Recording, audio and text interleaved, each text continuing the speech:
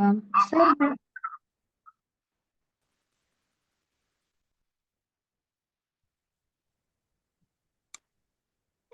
हमारा जब यहाँ शरीर छूट जाता है तो जो भी हमने आयु बांधी थी, जो भी 8 बार बांधती है, उसमें से जो भी आयु बांधी है, वो जो जीव इस शरीर को छोड़कर उस गति में जाता है, तो विग्रह गति में होता है जब तक कि उसको वो शरीर नहीं मिलता है। वो होता है मैक्सिमम 4 समय का होता है, या 3 मोड होते हैं, 1 2 3, इस तरह से पूरे लोक में कहीं भी जा सकता है 3 समय में या 4 मोड में। तो उसको विग्रह गति बोलते हैं। विग्रह गति में थोड़ी सी अलग कंडीशन होती है, बहुत ही सूक्ष्म समय होता है। 3 समय बोले तो बहुत ही सूक्ष्म समय, 4 समय बहुत ही सूक्ष्म समय हो गया है। बट उस बीच में भी ये बताता करना नहीं हो कि उस वक्त क्या होता है। 4 समय होने के बाद वो फिर औदारिक वैक्रिक शरीर वहां पे ग्रहण करता है, प्रॉपर जो शरीर दिख रहा है वैसा वाला। तो ये विग्रह गति मतलब ड्यूरिंग ट्रांजिशन, ट्रेवल के टाइम पे क्या होता है उसको वो बताया। सर एक मिनट डाउट है अभी। हाँ पूछिए। अभी जैसे अभी हमारी अभी मृत्यु हो रही है करके, तो अभी हम मनुष्य, आई मीन मेरा ही एग्जाम लेती हूँ। अब मेरी डेथ होने वाली है, तो अभी हम मनुष्य गति से अब कौन सी गति में जाऊंगी, तो वो जब तक वो टाइम पीरियड पूरा नहीं होता तो उस बीच वाले गैप को विग्रह गति कहते हैं। हाँ, आयु तो हमने जाने से पहले बांध ली होती है, उसके बिना तो छोड़ते ही नहीं शरीर। लेकिन जाते हाँ। वक्त 3 4 समय मैक्सिमम हो सकता है। अगर स्ट्रेट जाए तो 1 समय में भी जा सकते हैं। थोड़ा मुड़ के जाना हो तो लोक में कहाँ जा रहे हैं उस बेसिस पे 1 2 3 4 समय लगते हैं।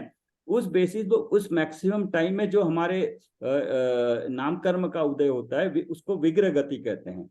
उसके बाद हम जाके नया शरीर धारण करते हैं। औदायिक शरीर वहां पे मिलता है। बीच में जो शरीर होता है उसका नाम दूसरा है, गति उसको विग्रह गति बोलते हैं। अभी इतना ही आप रख लीजिए। विग्रह गति मतलब एक शरीर छोड़ के दूसरा शरीर धारण करने तक के जो ट्रांजिट पीरियड है वो।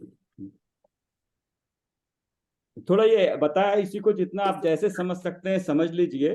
जो एग्जाम्पल दिए हैं उससे ज्यादा जानने की अभी अभी अभी हमारा कोई प्रयोजन नहीं है, इसको यहीं छोड़ दीजिए।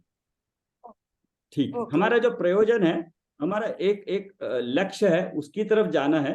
तो ये जस्ट जानकारी के लिए करते रहिएगा। जो मेन लक्ष्य है उस पर ध्यान रखिए। उसको कैसे प्राप्त करना, उसमें जितने क्वेश्चन आते हैं उतने अच्छी रहेगी। ये नाम कर्म का है, जितना पता लग जाए अच्छी बात है। इसमें जितना पता लगता है वो भी कम है, और जितना जरूरत का मिल गया वो भी काफी है ओ, ना। और कोई पढ़िएगा। कोई पढ़ रहा है? पढ़िए, अलग अलग पढ़िए, अच्छा रहेगा इन्वॉल्वमेंट। किताब नहीं है किसी के पास? कुसुम लता जी ले रहे हैं क्या? हाँ कुसुम लता जी पढ़िए। म्यूट अनम्यूट कर लीजिए।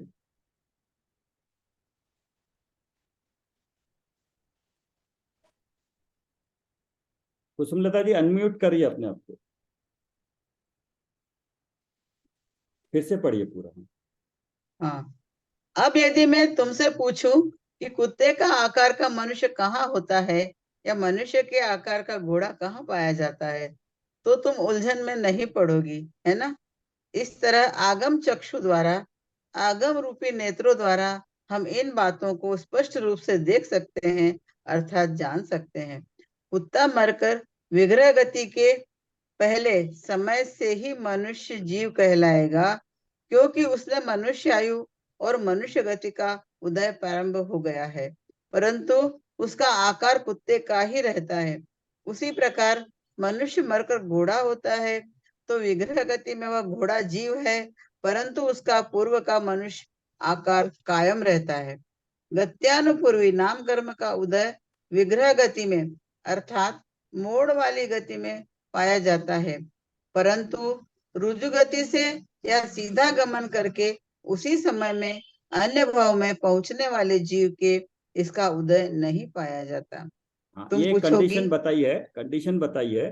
गति आप में अगर नहीं मालूम है तो गति होती है जो जितना लोक है, 3 डायमेंशनल जितना लोक है, कोई भी जीव अगर तिर्यंच है, मर के ऊपर देव गति में जाएगा, तो क्या नीचे जहां है वहां एग्जैक्टली ऊपर जाना है तो उसी समय चला जाएगा, उसको रुजु गति बोलते हैं। तब ये आकार नहीं पाएगा क्योंकि वो इमीडिएटली चला जा रहा है। लेकिन अगर उसको 2 समय लग रहे हैं तो एक ऐसा जाके एक मुड़ रहा है कहीं, तो मुड़ रहा है तब विग्रह गति में होगा।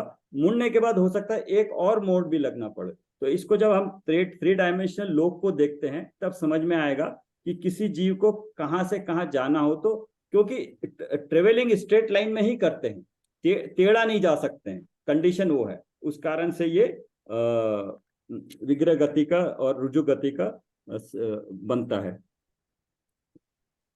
रुजु गति सीधी है एकदम, बिल्कुल सीधी होती है। तो ये तो उसी जो समय सिद्ध होंगे वो लोग ही जाएंगे ना सीधा? नहीं, सिद्ध तो जाते ही हैं उर्दू गमन करके, तो वो तो जाते ही हैं। इसलिए जहां पर उनका अंतिम समय होता है उसी के स्ट्रेट उर्दू करते हैं, उसी समय में वो सिद्ध लोक में उस जगह चले जाते हैं। लेकिन हमारे जब गति होती है, कई बार हमें भी जिनका हो सकता है कि रुजु गति से भी जाए, जीव भी एक गति से दूसरी गति में जा सकता है। ठीक है, आगे पढ़िए। तुम पूछोगे ऐसा क्यों, और उस समय अन्य विशिष्ट गति संबंधी आकार कब प्राप्त होता है? दोनों प्रश्नों का उत्तर एक ही है। संस्थान नाम कर्म के उदय से जीव को उस विशिष्ट गति संबंधी आकार प्राप्त होता है। आहार पर्याप्ति के पहले समय से ही संस्थान नाम कर्म का उदय प्रारंभ होता है और नया आकार प्राप्त होता है। ऐसा मत समझना कि जहाँ जन्म लेना है वहां बना बनाया शरीर तैयार होता हो और जीव जाकर उसमें प्रवेश करता हो। जीर्ण वस्त्र को छोड़कर कोई नया वस्त्र, रेडीमेड अर्थात बना बनाया वस्त्र पहनता है, उस प्रकार यहाँ कोई रेडीमेड शरीर नहीं होता। जीव शरीर संबंधी परमाणुओं को ग्रहण करता है और वे पिंड रूप होकर उस आकार रूप परिणमते हैं। है जीव, शरीर के इस आकार पर मत रीझना, इनके स्पर्श आदि का अपना स्वरूप मत मानना। इनका उपादान तो आहार वर्गना है और निमित्त कर्म का उदय है। तुम्हारा इसका कोई भी संबंध है ही नहीं। इसे अच्छी तरह पहचान कर अपने से भिन्न जानो। हाँ, यहाँ पे किस तरह से ग्रहण करते हैं बताया। यहाँ शरीर छोड़ने के बाद, शरीर अब छोड़ते हैं तो जितने परमाणु हमको यहाँ मिले हैं वो शरीर के रूप में नहीं, एक एक परमाणु बिखर के कहीं कहीं छूट जाते हैं।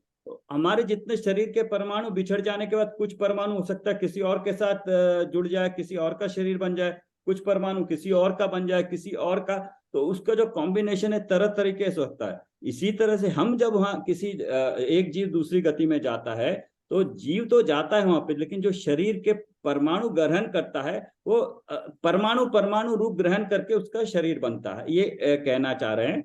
और एक ये आहार पर्याप्ति बोला है, तो ये पर्याप्ति वगैरह ये है गति जाति, ये जो कर्णानुयोग में मार्गना स्थान और गुण स्थान और 24 ठाना है उसमें ये डिटेल से बताते हैं।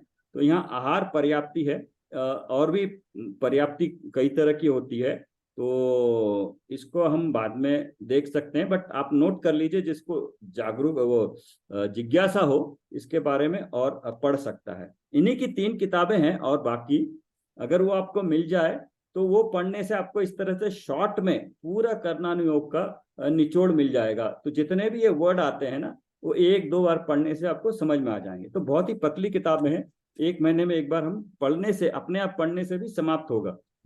ठीक है, यहाँ पे एक और चीज बताइए जो हमने पर में लिखी थी, आपने पर में लिखी थी, पर में लिखा था शरीर लिखा था, तो शरीर का कर्ता पुद्गल, पुद्गल का कर्ता आहार वर्गना। कनेक्ट हो रहा है वहां पे?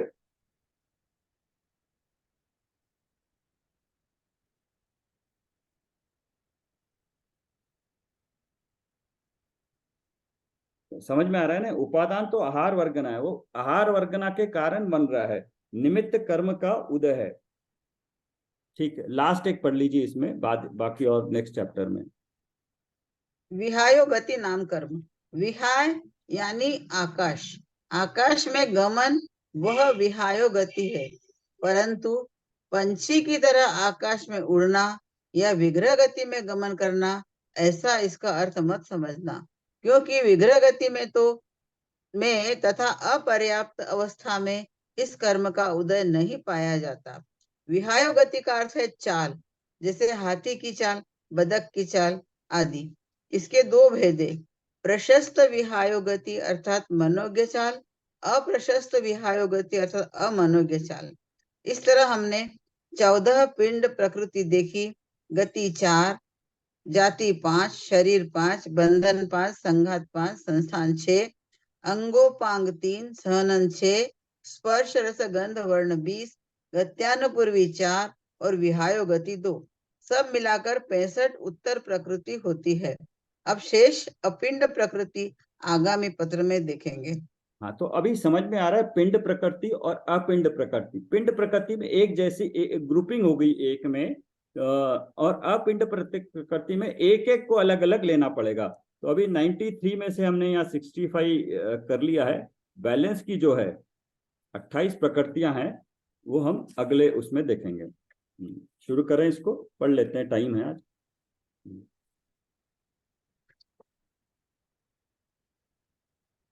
यहाँ तक सभी को क्लियर है ना? जनरली क्लियर है ना? कितने तरह के हैं, कौन कौन सी हैं? ठीक है, नेक्स्ट। क्लियर तो है, 3-4 बार पढ़ना पड़ेगा। हाँ, बार बार रेफर करना पड़ेगा कितना है। तो इसको रेफर करने के लिए अगर आपके पास टेबल है तो टेबल में जैसे लिख रहे हैं आप पढ़िए और पढ़ के सोचिए, अच्छा इसके साथ ये कनेक्ट, सबको कनेक्ट करिए। मनुष्य गति के साथ मनुष्य गत्यानुपूर्वी, उसके साथ सनन संगात, वो कनेक्ट होते हैं उसके साथ। तो एक एक के नीचे ऐसे लिखने से किसके साथ कौन सा होता है वो भी क्लियर होगा, चिंतन करने से पता चलेगा, एक बार पढ़ने से। सर टेबल बनाना नहीं आ रहा है बराबर। ठीक है, हम बना के देते हैं। बनाना नहीं आ रहा है, कोशिश तो कर रहे हैं पर बनाना ही नहीं आ रहा है। तो इसको इतनी बार बनाइए कि आपको पता लगे कि हाँ बन गया है। 1 बार 2 बार 3 बार बनाने के बाद आपको लग जाएगा हाँ ये अभी ठीक बना है। इनफैक्ट मैं जो बना के देना चाह रहा हूँ, मेरे को भी इतना पहले मैंने किया नहीं है कुछ, तो पहले मैंने दिया फिर उसको चेंज किया। तो जैसे जैसे हम पढ़ते जाएंगे मैं टेबल बनाता रहूंगा, चेंज होता रहेगा। आप अपने आप बनाओगे तो 1 बार बनाओ, 2 बार बनाओ, 3 बार, एक तरह से ये रिपीटेशन ही आपको याद दिलाने में मदद करेगा। आप अपने आप बनाते रहिए, जो आपको सूट करे, देख के आपको पूरा पिक्चर आ जाए कि नाम कर्म की 93 प्रकृतियां हैं, कौन कौन सी है, कैसी है, क्या काम कर रही हैं, आपके दिमाग में आए उस हिसाब से आप बना लीजिए। बाकी ये खत्म होने के बाद हम एक टेबल बनाएंगे।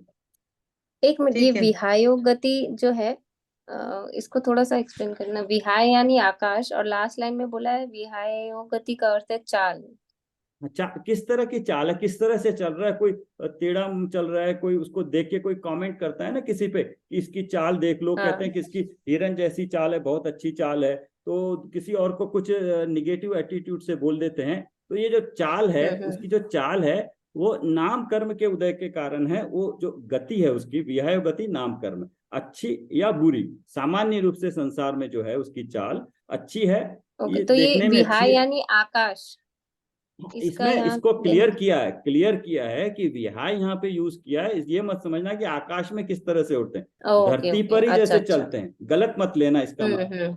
यहाँ मीनिंग विहाय मतलब आकाश होता है, बट वो क्या है कि आकाश में उड़ने वाले पक्षी है ऐसे मत लेना। क्लियर किया वो पॉइंट। हाँ, और ये मनोयोग्य और अमनोयोग चाल मतलब अच्छी और मन को अच्छी लगने वाली। तो देखिए मन भी जो है सो शरीर का ही अंग है, ये भी वर्तमान में है, कोई आत्मा से तो संबंधित नहीं है। मन को जो अच्छा लगे संसार में सामान्य रूप से, और अमनोज्ञ मतलब जो अच्छा नहीं लगे। Okay okay, thank you.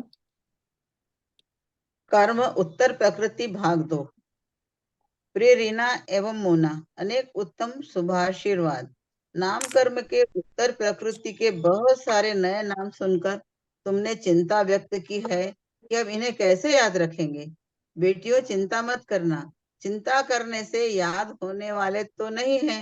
हाँ, इन्हें जब पढ़ती हो तो इनका स्वरूप समझ में आता है या नहीं, बस इतना देख लो। भविष्य में जब किसी प्रकृति का नाम किसी संदर्भ में आएगा तो तुम पन्ने पलटकर इन पत्रों को देख तो सकोगी। पिंड प्रकृति देखने के बाद अब अपिंड प्रकृति की चर्चा करेंगे। अगुरु लघु उपघात परघात और उच्छ्वास, इन चारों को समूह रूप में से याद रखना आसान है। उनका कार्य अब देखते हैं। हाँ, ये अगुरु आपका कुसुमलता जी, आपका डाउट था वो जो पिछली अभी डाउट आया है, उन्होंने आगे क्लियर कर दिया है कि बन नहीं रहा है, समझ में नहीं आ रहा है कहाँ कैसे लिखे। चिंता मत करिए, आपको जैसे समझ में आए उसका स्वरूप समझिए, और नहीं भी आता है लिख लिख लीजिए। जैसे जब आप उसको पढ़ो, लिख लोगे तो पूरा किताब नहीं पढ़ना पड़ेगा, 1-2 पेज देखोगे तो इतनी प्रकृतियां हैं ध्यान में आ जाएंगी। तो बट यह है कि अगर ध्यान में नहीं भी आए कोई बात नहीं, रेफर कर सकते हैं। करनान योग में इतना लंबा और चौड़ा इतना विषय है, पहली बार तो वैसे भी नहीं समझ में आता है, कुछ याद नहीं रहेगा उसमें। उसको नहीं पकड़ना है कि हमें याद हुआ है नहीं हुआ, बट उसका भाव क्या है। ये सारी की सारी नाम कर्म, शरीर से संबंधित जो भी कार्य हो रहा है, जो भी संयोग मिला है, वो नाम कर्म के कारण मिला। ये उसका भाव है, वो पकड़ में आना चाहिए। उसके कारण से जीव का परिणाम फर्क नहीं पड़ता है, और वो जीव के परिणाम पे असर नहीं डाल सकता। जीव का पुरुषार्थ तो जीव का पुरुषार्थ ही होता है, बट निमित्त नैमित्तिक संबंध भी है। तो उपादान निमित्त और निमित्त नैमित्तिक संबंध भी हमें ध्यान में रखना चाहिए। ठीक है। समूह से याद रखना आसान है, उनका कार्य अब देखते हैं। अगुरु लघु नाम कर्म, इस कर्म के उदय से शरीर लोहे के गोले की भांति न तो अति भारी होता है, या आंख के फूल की भांति न अति हल्का होकर उड़ जाता है। इसीलिए इसे अगुरु और अलघु मिलकर अगुरु लघु कहते हैं। इतना अगुरु लघु तो नाम आपने देखा होगा, अगुरु लघु तो एक सामान्य गुण भी है। वहां पे अगुरु लघु का मीनिंग यह है कि एक एक द्रव्य दूसरे रूप द्रव्य रूप नहीं हो जाता, और द्रव्य में एक गुण दूसरे गुण में बदल नहीं जाता इस शक्ति के कारण। वहां शक्ति सामान्य गुण के कारण है। या अगुरु लघु, मतलब निगेटिव में है, दोनों को लगेगा गुरु और लघु। गुरु मतलब भारी और लघु मतलब छोटा या हल्का है। तो नाम कर्म के कारण दोनों बताया है। इतना भी भारी नहीं हो जाता कि हम चल ही नहीं सके, अपने आप को उठाने में दिक्कत हो जाए चलने में, और इतना भी हल्का ना हो कि हम हवा में जैसे चंद्रमा पे हवा में लुढ़कते हैं ना, वहां हम नहीं रह पाते हैं, जमीन पे ग्रेविटी इतनी नहीं होती है।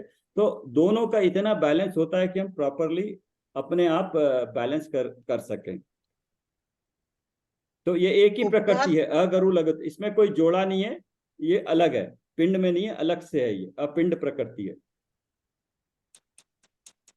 उपघात नाम कर्म, स्वयं प्राप्त होने वाले घात को उपघात या आत्मघात कहते हैं।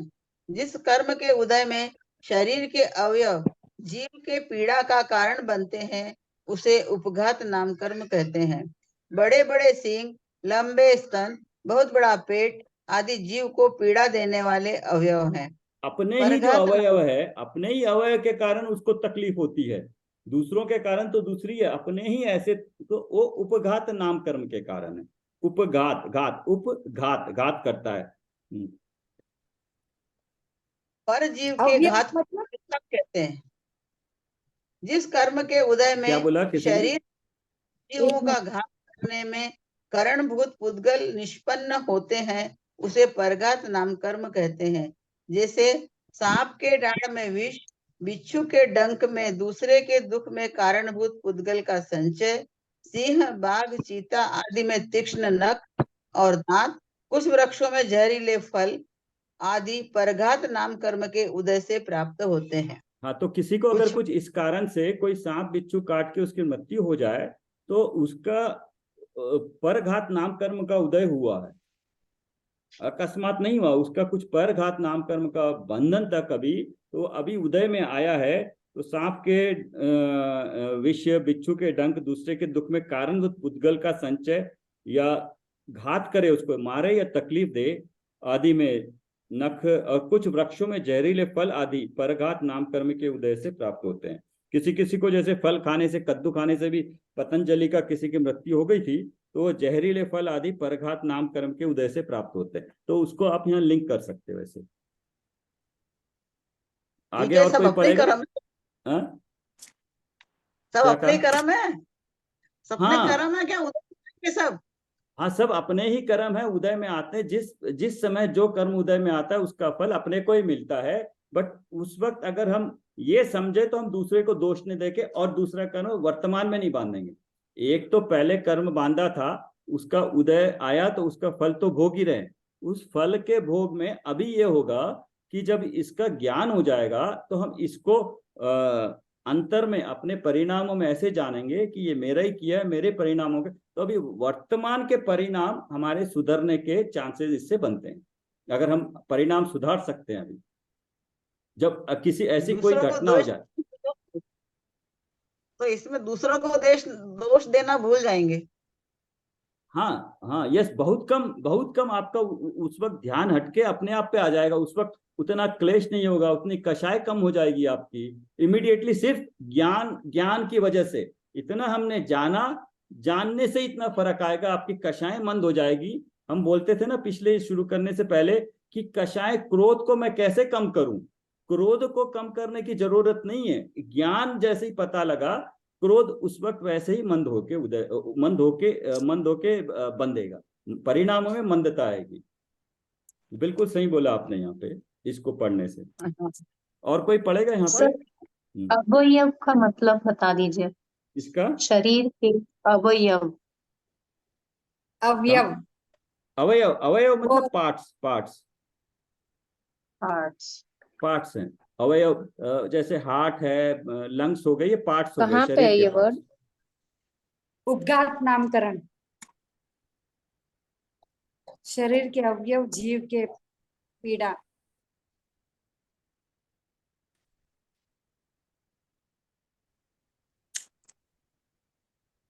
हाँ, जिस कर्म के उदय में शरीर के अवयव जीव के पीड़ा का कारण बनते, मतलब शरीर के पार्ट्स अपने ही दुख का कारण बनते हैं, तो उपघात नाम कर्म है। और कोई पढ़ेगा इसको उच्छ्वास से? हाँ, मैं जी हैं? पढ़ती हूँ। हाँ पढ़िए, हाँ पढ़िए। उच्छ्वास नाम कर्म, जिस कर्म के उदय में जीव उच्छ्वास और निश्वास रूप कार्य करने में समर्थ होता है, उसे उच्छ्वास नाम कर्म कहते हैं। अब दो नाम एक साथ याद रखो, आताप और उद्योत हाँ, नाम ये कर्म। उच्छ्वास को जो हमने पर की लिस्ट में है उसमें लिखा है, आप देखिए कहीं पे है लिखा हुआ उच्छ्वास नाम कर्म। शरीर नाम कर्म में और भी बोला था मैंने, 5 इंद्रियां, मन और शरीर और उच्छ्वास, सांस लेना और छोड़ना लिखा है वहां पे। तो ये उच्छ्वास शरीर नाम कर्म से संबंधित है। तो शरीर है तो पुद्गल है उसका कर्ता इमीडिएटली। पहले तो पूरा शरीर को हमने लिया पुद्गल नाम कर्म, अब शरीर के जो डिफरेंट पार्ट्स हैं उनको भी अलग अलग कर रहे हैं। नेक्स्ट, आतप और ये उद्योत। उच्छ्वास और निश्वास मतलब हुआ अब हम जो सांस ले रहे हैं छोड़ रहे हैं उसको उच्छ्वास ओके। नाम कर्म का उदय आ रहा है। तो जब मनुष्य आयु समाप्त होगी, मनुष्य आयु समाप्त होगी, शरीर से संबंधित सारे कर्म परमाणु हम ग्रहण करना बंद कर देंगे, हमारी सांस रुक जाएगी, तो इतने सारे कर्मों का इकट्ठा एक कार्य होगा। ऐसा नहीं हो सकता है ना कि आयु तो खत्म हो गई लेकिन सांस ले रहे हैं, तो वो उसके साथ सारे एक साथ ही उस तरह से उदय में आएंगे। तो ये तो सब जीवों में रहता ही है। हाँ, श्वासोच्छ्वास सभी में रहता है, आयु सबको मिलती है। ये कुछ है हाँ। 10 में से किसी को 1 इंद्रिय मिलती है, लेकिन श्वासोच्छ्वास आयु जरूर मिलती है। सब तो हाँ। बिल्कुल सही बोला आप। तो ये वो पर्याप्ति बोलते हैं। पर्याप्ति में पता हाँ। लगता है कि कौन कौन सी पर्याप्ति है या इंद्रिय, ये प्राण है, 10 प्राण है, उस पर पता लगता है कौन से प्राण है। तो मनुष्य को सबसे ज्यादा पूरे के पूरे जहां भी देखोगे, हमें जो शरीर के संबंध में मिलना चाहिए था, उत्कृष्ट सब कुछ मिला हुआ है, उत्कृष्ट और सब कुछ मिला हुआ है। तो कोई शिकायत नहीं किसे कर सकते हैं कि हमें ये मिलेगा तो हम करेंगे, हमें ऑलरेडी सब कुछ मिला हुआ है।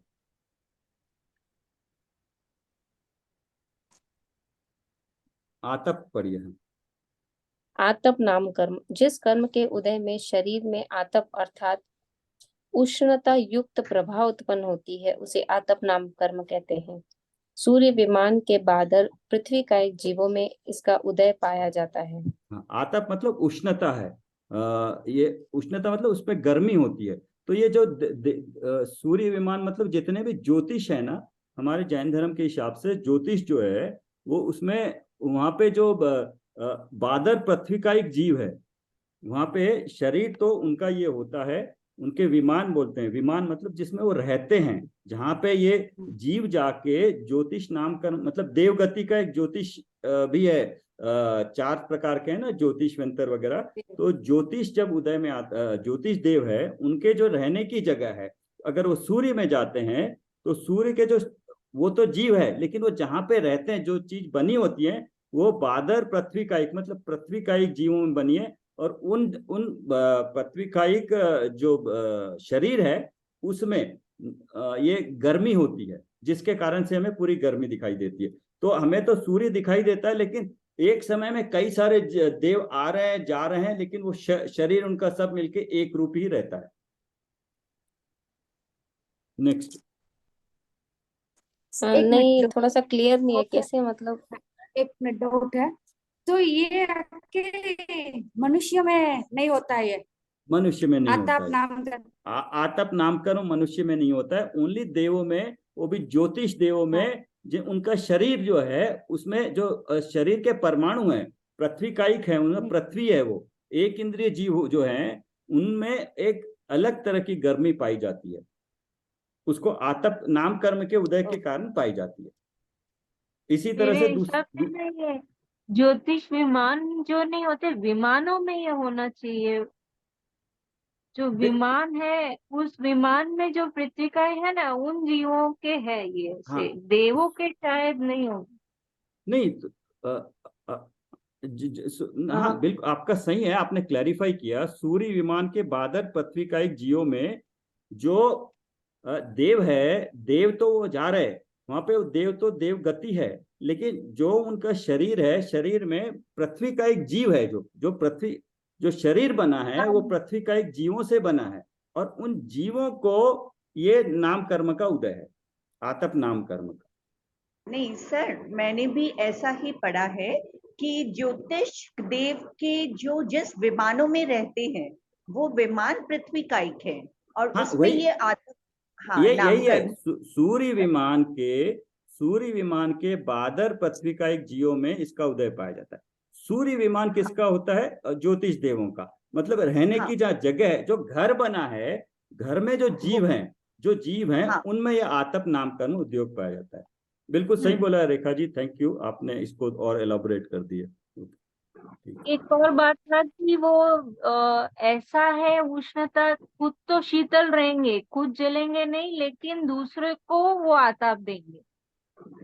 हाँ, ये पढ़ा था एक पॉइंट। यस, वो खुद जल नहीं जाते, उनका शरीर इस तरह का है। हाँ, ये एक्चुअली जो 24 थाना पढ़ते हैं ना, तो उसमें डिटेल में आता है ये हर एक के बारे में। वहां तो पूरे 10-10, 15-15 पेज पढ़ते हैं, तो वहां से क्लियर होता है। यहाँ तो हमें जस्ट एक आइडिया लग रहा है कि किस तरह से हो रहा है। उद्योत नाम कर्म। उद्योत नाम कर्म, जिस कर्म के उदय में शरीर में उद्योत अर्थात उष्णता रहित प्रभाव उत्पन्न होती है, उसे उद्योत नाम कर्म कहते हैं। चंद्रबिंब के पृथ्वी का एक जीव, जुगनू तथा अन्य जीवों में यह पाया जाता है। तुम पूछोगी अग्नि का एक जीवों में, ये चमक दिखाई है, उष्णता रहित चमक है, गर्मी नहीं है, लेकिन चमक है, गर्मी नहीं है।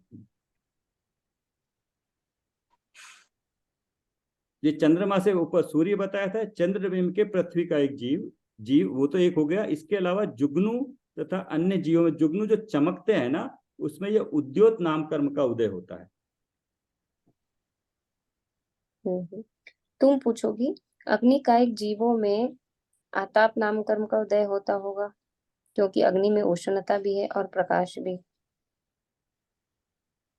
अग्नि का एक एकेंद्रिय है, यहाँ ऊपर बोला आतप में पृथ्वी का एक जीव में पाया जाता है, लेकिन एकेंद्रिय में अग्नि कायिक भी होते हैं, पृथ्वी जल अग्नि वायु कायिक जो होते हैं ना। तो अभी अग्नि कायिक जीवों का थोड़ा सा डिफरेंस बताया। वो पृथ्वी कायिक जीवों का शरीर इस तरह का है कि उनमें गर्मी है, लेकिन यहाँ अग्नि कायिक जीवों में उनका शरीर ही आग है। तो ये डिफरेंस बताया है। अग्निकायिक जीवों में आतप नाम कर्म का उदय नहीं पाया जाता। उनमें उष्णता है, मगर उसे आतप नहीं करते, तेज कहते हैं। यह उष्णता उष्ण स्पर्श नाम कर्म के उदय से होती है। सूर्य बिंब के पृथ्वी कायिकों में सर्वांग उष्णता रूप प्रवाह है, उसे आतप कहते हैं। चंद्रबिंब के उष्णता रहित प्रभाव को उद्योत कहते हैं। ठीक है, आगे बढ़ते हैं। तिर्यंच गति के एकेंद्रिय पर्याप्त बादर पृथ्वी कायकों में ही आतप नाम कर्म का उदय पाया जा सकता है। हाँ, पहले तो तिर्यंच गति, उसमें एकेंद्रिय पर्याप्त बादर पृथ्वी कायिक में ही आतप नाम कर्म का उदय पाया जा सकता है। और जो बाकी है सूक्ष्म जीवों में अग्नि कायिकों, वायु कायिकों, अपर्याप्तो, वनस्पति कायिकों, जल कायिकों तथा त्रसों में आतप नाम कर्म का उदय नहीं होता। हाँ, त्रस मतलब जितना 2, 3, 4, 5 इंद्रियों में आतप कर्म का उदय नहीं होता है। एक इंद्रिय सिर्फ पृथ्वी कायक में ही होता है, ये एक रूल है। तो ये ठीक, आगे पढ़िए।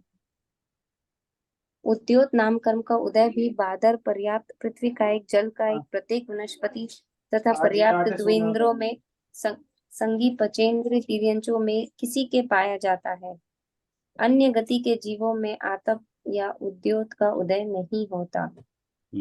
आतप देखा, उद्योग भी किस किस में होता है? बादर, पर्याप्त पृथ्वी कायिक, जल कायिक, प्रत्येक वनस्पति, हाँ, तथा पर्याप्त द्विंद्रियों से संगी पंचेंद्रियों में किसी के पाया जाता है। अन्य गति के जीवों में आतप या उद्योत का उदय नहीं होता है। ठीक है, आगे पढ़िए। आगे पढ़िए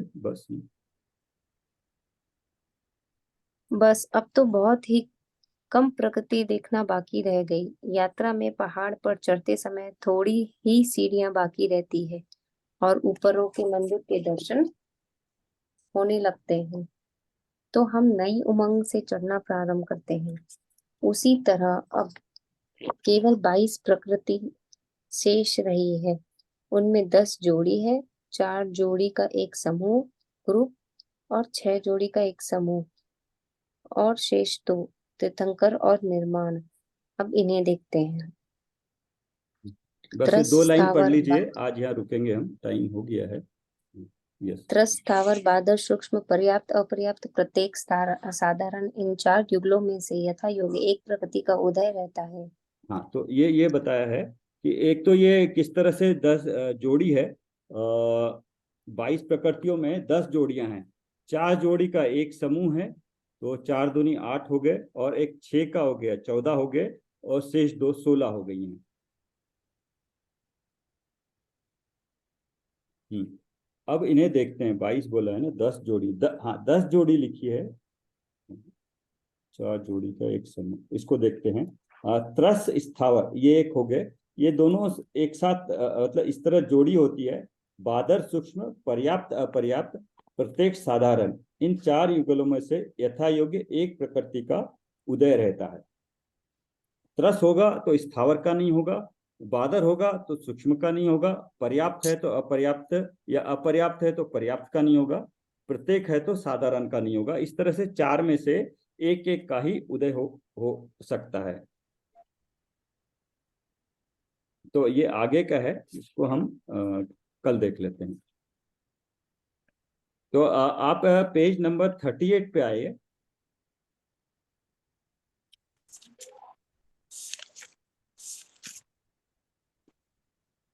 आपको यहाँ पे टेबल बना हुआ है, तो कुसुमलता जी देख लीजिए। इस तरह से अगर आपको हेल्प करता है तो किताब में लिखा है, इसको आप लिख सकते हैं। कर्म में घाती अघाती दे दिया है, ज्ञानावरण दर्शना मोहनी अंतराय, और अघाती में वेदनीय आयु नाम गोत्र। तो इसमें घाती और अघाती से ऐसे हैं, लेकिन जनरली शास्त्रों में जब चर्चा, ये जानने के बाद शास्त्रों में चर्चा आती है, तो कभी भी ज्ञानावर्णीय, दर्शना वर्णीय, वेदनीय, मोहनीय आयु, नाम, गोत्र और अंतराय, इस तरह का एक ऑर्डर आता है जब डिस्कस करते हैं। बट घातीय अघातीय का इसी तरह से होगा, 47 और 101 हो गया, और घाती कर्म की 47, अघाती की 101। अघाती में अभी ये बताया प्रशस्त और अप्रशस्त, मतलब पुण्य वाली कौन सी प्रकृतियां हैं, पाप वाली कौन सी हैं, प्रशस्त इस तरह से अलग अलग कर दिया है, तो ये भेद अलग अलग हो रहे हैं। उसके बाद ये होने के बाद अघाती कर्म में बता दिया टोटल। उसके बाद नेक्स्ट टेबल में बताया है नाम कर्म की जो प्रकृतियां हैं उसमें भी पुण्य वाली कौन सी हैं और पाप वाली कौन सी हैं, शुभ नाम कर्म, अशुभ नाम कर्म। तो कुछ प्रकृतियां हैं शुभ में भी होती है, अशुभ में भी होती है, इस तरह से ये टेबल दिया है, तो बाद में देखेंगे इसको हम। काफी सहायता मिल जाएगी इससे। हाँ ठीक है, समझ आपको तो बैठ जाएगा, सहायता भी मिल जाएगी इस टेबल से। हाँ, इसको आप जितने भी ये स्व और पर के बारे में है, आपको जब तक क्लियर नहीं होता है अपने हिसाब से कॉम्बिनेशन बनाइए, जो जैसे बनाना है लिखिए, 1 बार 2 बार 3 बार 4 बार, अपने आप आपको याद होता चला जाएगा। तो इसलिए उसकी चिंता मत करिए, 1 बार लिख लिया 2 बार लिख लिया, लिखते रहिएगा, अच्छा रहेगा। क्योंकि स्व के अनंत गुण है, तो स्व का तो अनंत बार लिखने से भी हमें एक एक गुण लिखेंगे तो एक एक गुण का पता चलेगा, तो उसकी कोई चिंता नहीं करिए, लिखते रहिएगा, प्रैक्टिस होगी उससे। एक जगह पे आया था एक क्षेत्रावगाही संबंध, बीच में आया था, तो उसका कोई एग्जाम्पल, आप क्वेश्चन है, आप अपने इस वक्त भी आपके आसपास एक क्षेत्रावगाही संबंध का कोई प्रैक्टिकल आप देख रहे हो क्या, बता सकते हो उसका यूज, आप आसपास कहाँ पे एक क्षेत्रावगाही संबंध को एक एग्जाम्पल के तौर पे जो प्रैक्टिकली आप अपने लाइफ में चारों तरफ देख रहे हो, किस तरह से बता सकते हो?